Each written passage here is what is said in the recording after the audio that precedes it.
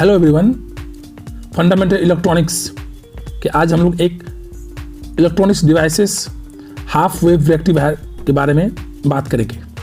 तो चलिए देखते हैं हाफ वेव रेक्टिफायर। इसमें जो आज के सेशंस जो मैं आपको बताने वाला हूँ वो है आपके what is half wave rectifier, half wave rectifier theory, साथ ही साथ working of half wave rectifier, half wave rectifier wave form, half wave rectifier formulas, application, advantage and disadvantage. तो ये आज के हमारे आउटलाइन्स है जो मैं आज आपको बताऊंगा। तो चलिए स्टार्ट करते हैं। सबसे पहले इसके बेसिक डेफिनेशन के साथ। What is half wave rectifier? A half wave rectifier is defined as a type of rectifier that only allows one half cycle of AC voltage waveform to pass and blocking the other half cycle. Half wave rectifier used to convert AC voltage to DC voltage and only require a single diode to construct. Half wave rectifier एक electronic devices है, क्या आप बोल सकते हैं ये एक network है जो एसी वोल्टेज को डीसी वोल्टेज में कन्वर्ट करने के लिए डायोड का इस्तेमाल कर इसे बनाया जाता है। हाफ वेव रेक्टिफायर जो इसके बेसिक प्रिंसिपल है वो है इसके आउटपुट्स जो एसी वोल्टेज वेव फॉर्म में दिया जाता है, जहां पर एसी वोल्टेज में या आप कहें कि एसी सिग्नल में पॉजिटिव और नेगेटिव वेव फॉर्म होते हैं, जहां पर पॉजिटिव हाफ साइकिल और नेगेटिव हाफ साइकिल देखने को मिलता है। पॉजिटिव हाफ साइकिल को इस डायोड के फॉरवर्ड कॉन्सेप्ट के थ्रू आउटपुट में देखा जाता है, जबकि जब यही एसी वोल्टेज या कहें एसी सिग्नल जब डायोड से पास करता है तो रिवर्स बायसिंग के कारण नेगेटिव हाफ साइकिल देखने को नहीं मिलता है और यहाँ से एक एसी सिग्नल जो आउटपुट में मिलते हैं एक पॉजिटिव हाफ साइकिल ही सिर्फ हमें देखने को मिलता है। तो इसी के बारे में आज हम लोग और भी डिटेल में सीखेंगे। चलिए हमें नेक्स्ट टॉपिक की ओर चलते हैं। हाफ वेव रेक्टिफायर की थ्योरी क्या है? जैसे कि मैंने बताया आपको कि हमारे पास एसी सिग्नल होता है और जिसमें कि पॉजिटिव हाफ साइकिल होते हैं और नेगेटिव हाफ साइकिल होते हैं। जब ये एक डायोड से पास करता है, जैसा कि पीएन जंक्शन डायोड मैंने पहले भी बता रखा है कि पीएन जंक्शन डायोड जो एक सिंपल डायोड है और ये फॉरवर्ड बायसिंग कंडीशन में काम करता है, जहां पर एक फॉरवर्ड करंट देखने को मिलता है जब इसे फॉरवर्ड बायसिंग के तहत यूज किया जाता है। तो इस एसी सिग्नल को जब डायोड के से पास कराया जाता है तो यहाँ पर पॉजिटिव हाफ साइकिल आउटपुट में देखने को मिलता है, जिसे पल्सेटिंग डीसी करंट भी कहते हैं। Half wave rectifier is a simple form of rectifier available. The diagram below illustrate the basic principle of half wave rectifier. तो जब डायग्राम आपने देखा ये एक सिंपल सा बेसिक प्रिंसिपल था, where a standard AC waveform is passed through a half wave rectifier, only half of the AC waveform remains। और जैसा कि आउटपुट में हमें सिर्फ इसके पॉजिटिव हाफ वेव फॉर्म ही देखने को मिलता है as output. A complete half wave rectifier circuit consist of 3 main parts. जो हाफ वेव रेक्टिफायर होते हैं वो 3 मेन पार्ट से बने होते हैं, जिसमें कि पहला होता है हमारा ट्रांसफार्मर, दूसरा हमारा होता है resistive load and third one is diode. इन तीनों कंपोनेंट से हमारा हाफ वेव रेक्टिफायर कंस्ट्रक्ट किया जाता है। जैसा कि आप डायग्राम में देख सकते हैं, यहाँ पे हमारे पास ट्रांसफार्मर है, डायोड है, एक रेसिस्टिव लोड है और इस तरह से हाफ वेव रेक्टिफायर बिल्ड किया जाता है, जहाँ पर इसे इनपुट के तौर पे एसी सप्लाई दिया जाता है। और हाफ वेव रेक्टिफायर में जो ट्रांसफार्मर है, जो आप देख सकते हैं एक प्राइमरी वाइंडिंग और एक सेकेंडरी वाइंडिंग देखने को मिलता है और यहाँ पर स्टेप डाउन ट्रांसफार्मर के कॉन्सेप्ट पर इस हाफ वेव रेक्टिफायर को यूज किया जाता है। जैसा कि आप प्राइमरी वाइंडिंग में देखें तो नंबर ऑफ वाइंडिंग ज़्यादा है, इसका मतलब यहाँ जो वोल्टेज आएंगे वो कंपैरेटिवली सेकेंडरी वाइंडिंग के रिस्पेक्ट में ज़्यादा आएगा, क्योंकि प्राइमरी वाइंडिंग के जो नंबर ऑफ वाइंडिंग है, नंबर ऑफ टर्न्स जो है इसके ज़्यादा है, जबकि सेकेंडरी वाइंडिंग में नंबर ऑफ टर्न्स कम है। तो यहाँ पर जो इंड्यूस वोल्टेज इस ट्रांसफार्मर के थ्रू आएगा वो स्टेप डाउन ट्रांसफार्मर के कॉन्सेप्ट पर ये वोल्टेज डिक्रीज हो जाएंगे, इंड्यूस वोल्टेज। और फाइनली हमारा ऑपरेशन स्टार्ट होता है हाफ वेव रेक्टिफायर का, जहाँ पर आपके पास एक एसी वोल्टेज जो हमें सेकेंडरी वाइंडिंग से देखने को मिलेगा और डायोड और रेसिस्टिव लोड। तो हमारा एक सिंपल सा सर्किट बनता है यहाँ पर, जो हमारा इस तरह के एक सर्किट इक्विवेलेंट सर्किट होता है, जो एक बेसिक डायोड के फॉरवर्ड बायसिंग और रिवर्स बायसिंग के कॉन्सेप्ट पर ये डायोड काम करते हैं। Working of half wave rectifier.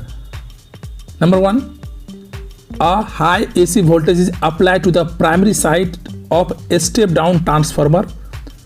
The obtained secondary low voltage is applied to the diode. और जो हमारा सबसे पहला स्टेप वर्किंग का है वो ये इस तरह से है कि प्राइमरी वाइंडिंग में, प्राइमरी साइड में जो सप्लाई वोल्टेज दिया गया है उसे स्टेप डाउन कर दिया जाता है, और सेकेंडरी जो वाइंडिंग है वहाँ पे लो वोल्टेज अप्लाई होता है। इस लो वोल्टेज का यूज हम लोग डायोड पे करते हैं। और जो सेकेंड हमारा स्टेप्स है वो है diode is forward biasing during the positive half cycle of the AC voltage and reverse biasing during the negative half cycle.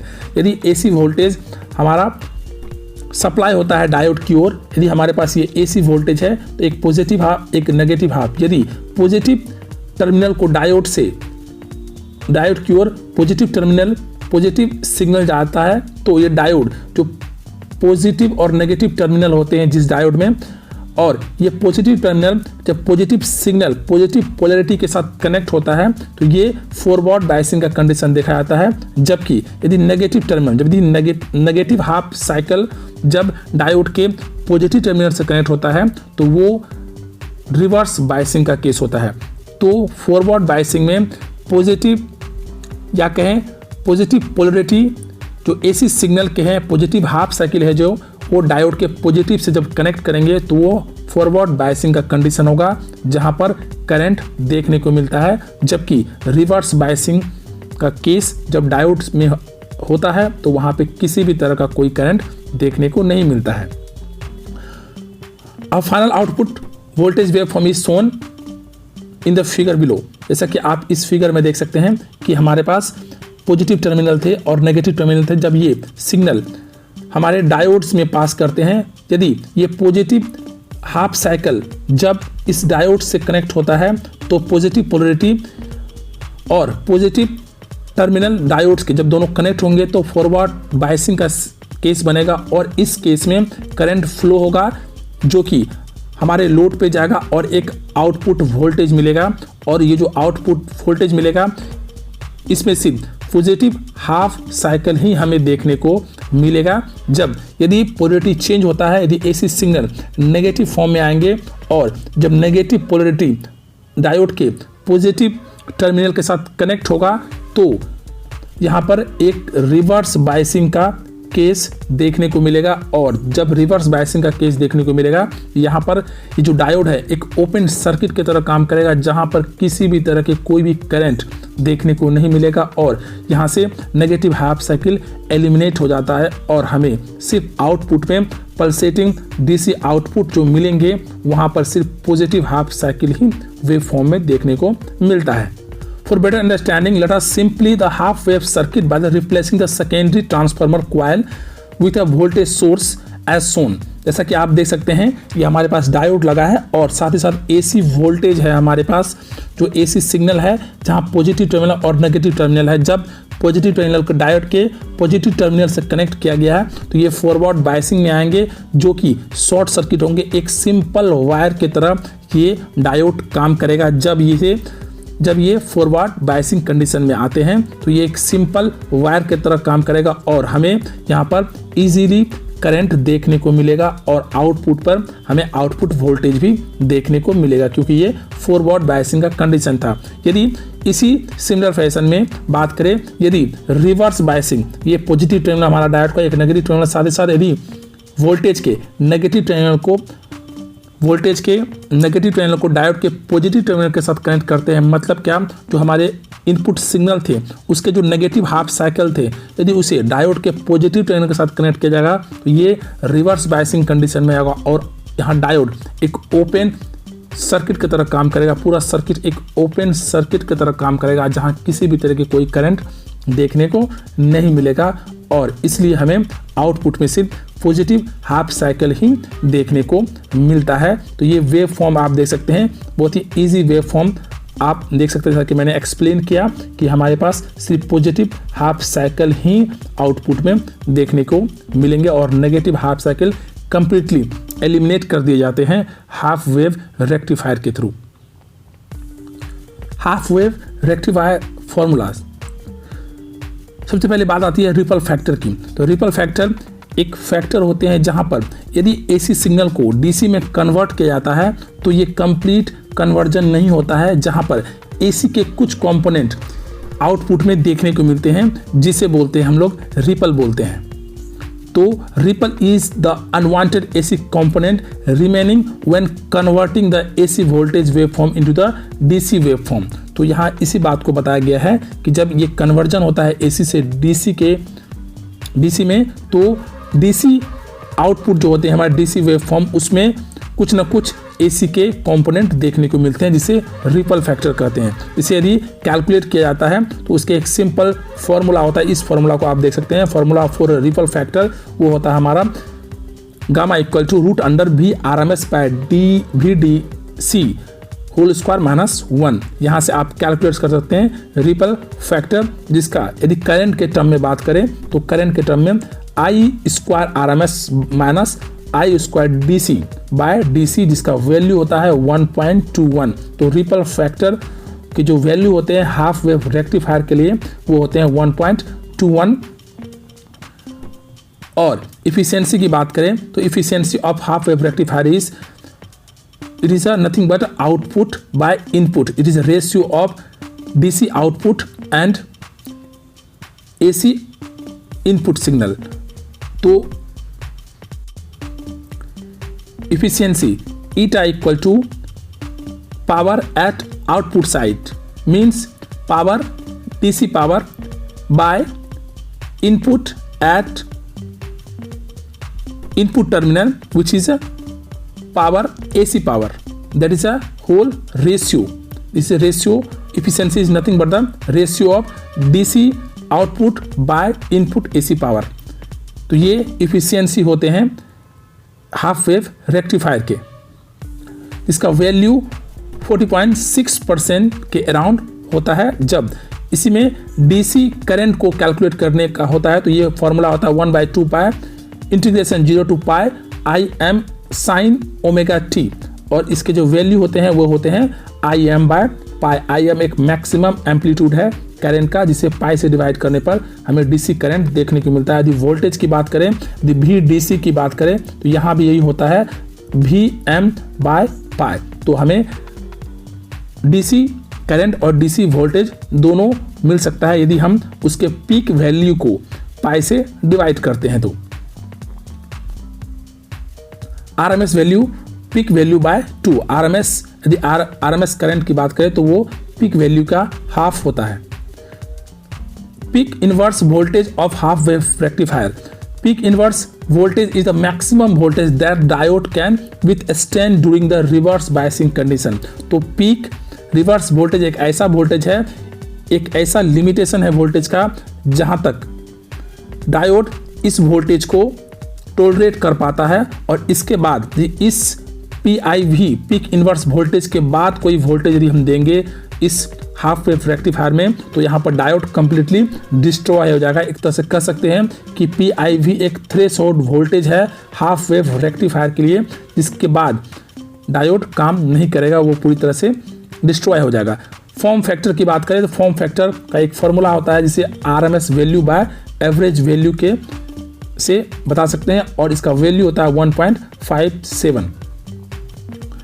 Output of DC voltage, जैसा कि मैंने पहले बताया कि इस तरह से मैंने करंट डीसी करंट निकाला था, उसी तरह से डीसी वोल्टेज भी आप कैलकुलेट कर सकते हैं। जो मैक्सिमम वोल्टेज है वो पीक वोल्टेज बाय पाई से डिवाइड करेंगे तो हमें डीसी वोल्टेज देखने को मिलेगा। साथ साथ एप्लीकेशंस की बात करें तो एप्लीकेशंस आप देख सकते हैं।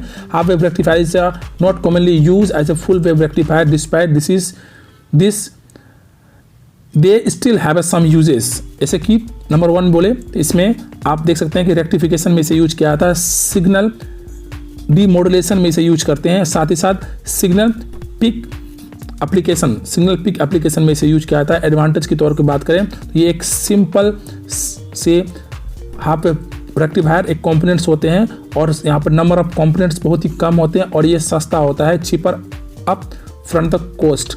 जब ये बहुत ही सस्ता मिलता है इसलिए ये एक 2 एडवांटेज है। डिसएडवांटेज की बात करें तो यहाँ पर सबसे जो मेजर डिसएडवांटेज है वो ये है कि हमारा जो इनपुट सिग्नल था, जहाँ पर हमें पॉजिटिव हाफ साइकिल और नेगेटिव हाफ साइकिल था, इसमें आउटपुट पे हमें सिर्फ पॉजिटिव हाफ साइकिल ही देखने को मिलता है, जबकि नेगेटिव हाफ साइकिल एलिमिनेट होता है, जो हमारा एक वेस्टेज ऑफ आप पावर बोल सकते हैं। तो ये एक पावर लॉस यहाँ पर होता है कि एक डिसएडवांटेज है हमारा हाफ वेव रेक्टिफायर का। दे प्रोड्यूसेस लो आउटपुट वोल्टेज, जैसा कि एफिशिएंसी मैंने बताया 40.6% होता है एफिशिएंसी, मतलब आप 100% इनपुट देते हैं तो आपको आउटपुट में 40.6% ही आपको आउटपुट मिलेगा, इसलिए कह सकते हैं कि ये लो आउटपुट वोल्टेज होता है, इसकी एफिशिएंसी कम होते हैं। The output current we obtain is not purely DC, और जो यहाँ से जो करंट देखने को मिलता है इस हाफ वेव रेक्टिफायर में डीसी करंट वो प्योरली डीसी नहीं होता है, उसमें एसी के कंपोनेंट्स भी लगे होते हैं,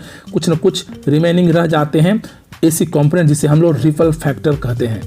तो ये था हाफ वेव रेक्टिफायर के बारे में। इसमें यदि कुछ डाउट हो आप हमें कमेंट कर सकते हैं और अपने दोस्तों के साथ इस वीडियो को शेयर कीजिए जो भी इंटरेस्टेड हैं इस टॉपिक के लिए।